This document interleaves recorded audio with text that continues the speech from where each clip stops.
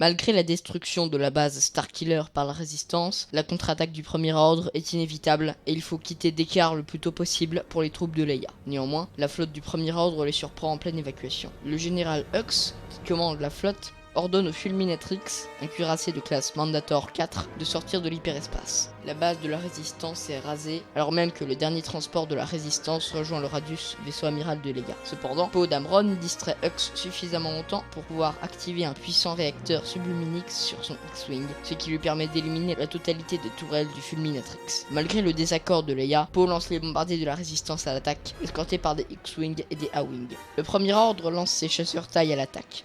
Un chasseur taille est abattu, mais il s'écrase sur un bombardier, ce qui entraîne une réaction en chaîne qui détruit tous les bombardiers de la Résistance, sauf un. Ce dernier bombardier atteint le point de bombardement optimal du cuirassé, et le vaisseau endommagé parvient à larguer ses 1048 bombes sur le Fulminatrix qui explose. L'explosion avale néanmoins le dernier bombardier, réduisant grandement la puissance de la flotte de la Résistance. Après cela, la flotte de Leia passe en hyperespace. Sur Ahch-To, Rey remet à Luke le sabre d'Anakin. Luke le saisit, puis le jette derrière lui, avant de rentrer dans un ancien village Jedi. C'est alors que Rey aperçoit le X-Wing de Luke sous l'eau. Chewie est obligé de détruire la porte de la hutte de Luke pour que celui-ci réalise que même si le Faucon a débarqué sur Ahch-To, Han Solo ne le pilotera plus. Du côté du Premier Ordre, Snoke parle à Kylo Ren de sa défaite contre Rey sur Starkiller, avant de lui dire qu'il n'est qu'un enfant avec un masque. Entendant cela, Kylo se retire et avec une extrême violence fracasse son masque contre les murs d'un ascenseur, le laissant au sol détruit. La flotte de la Résistance sort de l'hyperespace. Finn se réveille de sa cellule de soins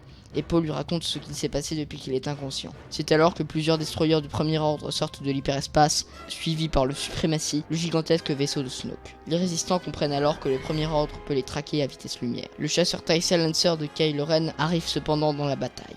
Il bombarde le hangar, détruisant tous les chasseurs de la Résistance. Néanmoins, au moment de détruire le pont, Kylo refuse de tuer sa mère. Seulement, les deux chasseurs TIE qui l'escortent se posent moins de questions, éliminant l'amiral Akbar et les hauts commandants de la Résistance. Néanmoins, Leia parvient à survivre à l'explosion à l'aide de la Force, puis elle parvient à rejoindre le Radius. Elle est immédiatement placée en cellule de soins à son tour. En tant que vice-amiral, c'est Amilyn Holdo qui assure le commandement de la Résistance jusqu'à ce que Leia soit de nouveau en état de le faire. Sur Ahch-To, Rey est appelée par un bâtiment mystérieux. Elle y rentre et à l'intérieur, elle y trouve des anciens livres Jedi. Luke l'y rejoint et lui apprend qu'il est venu sur Ahch-To pour y mourir et pour mettre fin à l'ordre Jedi. Cependant, il retourne à bord du Faucon où R2 l'interpelle. Luke lui apprend alors qu'il ne reviendra pas. R2 lui projette donc un hologramme vieux de plusieurs dizaines d'années, l'appelle à l'aide de Leia à Obi-Wan Kenobi. Voyant cela, Luke va voir Rey et lui dit qu'il lui enseignera pourquoi les Jedi doivent disparaître. Le matin, Rey entre en contact avec Kylo Ren involontairement grâce à la Force, et ils communiquent ainsi plusieurs fois. Durant la première leçon de Luke, Rey se rapproche dangereusement du côté obscur, qui l'appelle. À bord du Radius, Finn rencontre Rose, une technicienne de la Résistance, qui comprend que l'on peut désactiver le traquage du Premier Ordre en s'infiltrant à bord du Suprématie.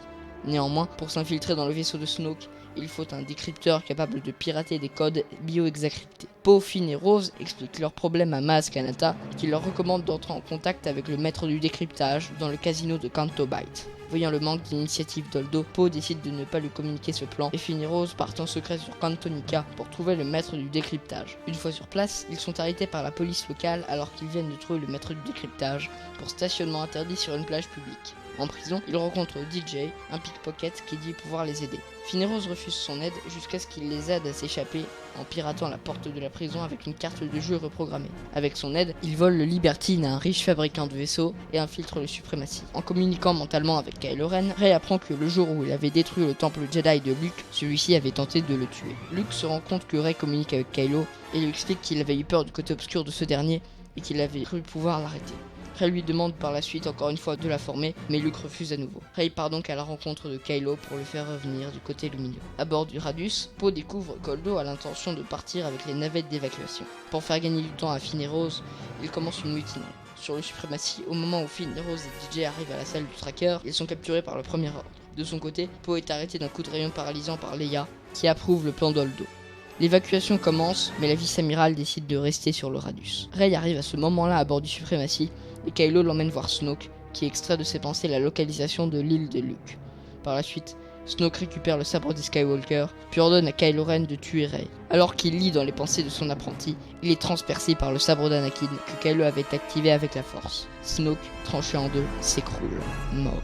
Du côté de Finn et Rose, ceux-ci découvrent que Dija a été libérée par le Premier Ordre car elle avait révélé que la totalité de la résistance se trouvait à bord des transports et non à bord du Radius. Le Suprématie commence alors à détruire les navettes une à une. Rey, quant à elle, apprend que Kylo n'a aucune intention de rejoindre le côté lumineux.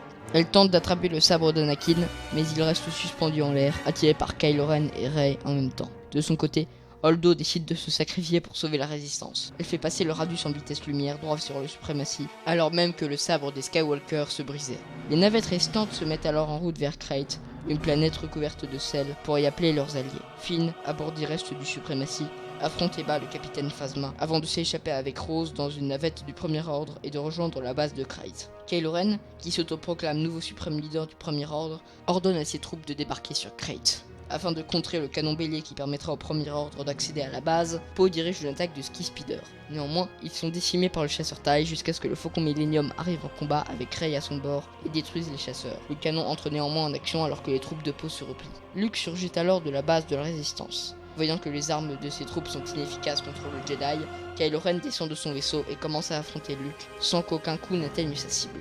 Les résistants comprennent que Luke leur fournit une diversion et suivent des Vulptex, des chiens de cristal qui s'étaient échappés jusqu'à un tunnel bloqué par un éboulement. Rey, de l'autre côté, soulève les rochers avec la force, permettant aux résistants de s'enfuir à bord du Faucon. De son côté, Luke dit à Kylo de le tuer. Celui-ci se jette sur lui et lui porte un coup avec son sabre. C'est lorsque Luke se retourne sans paraître blessé qu'il réalise qu'il est face à une illusion et que la résistance s'est échappée. Luke était en effet sur Ahch-To. La création de l'illusion lui ayant coûté trop de force, le dernier Jedi s'éteint en paix.